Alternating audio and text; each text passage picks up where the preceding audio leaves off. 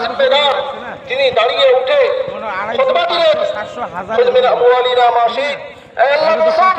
আপনি আমাদের যে মাল নিতে চান নিয়ে নেন, যে মাল ছাড়তে চান ছেড়ে দেন। আয় আল্লাহ রাসূল, আপনি আমাদের যার সাথে যার সম্পর্ক জুড়তে চান জুড়ে নেন, যার সাথে যে সম্পর্ক কাটতে চান কেটে নেন। আয় আল্লাহ রাসূল, খোদার কসম খেয়ে বলছি, যদি আপনি আমাদেরকে এখান থেকে ইয়ামান পর্যন্ত চলার আদেশ করেন তো আমরা আপনার সাথে এখান থেকে ইয়ামান পর্যন্ত চলার জন্য প্রস্তুত আছি।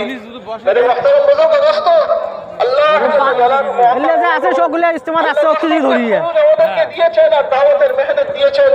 এই মেহনতের ব্যাপারে পিছে হওয়াকে হযরত সাহাবায়ে কেরাম রাদিয়াল্লাহু আলাইহিম আজমাইন কোন সময়ের জন্য গওয়ারা করেনি। সেখানে তো জীবন এবং মৌতের ব্যাপার ছিল, আর ফিরে আসার কোনো ব্যাপার ছিল না। আজ তো আমাদের সাথীরা 4 মাসের নাম শুনলেই হিম্মত হারিয়ে ফেলে, হাত চিল্লায় নাম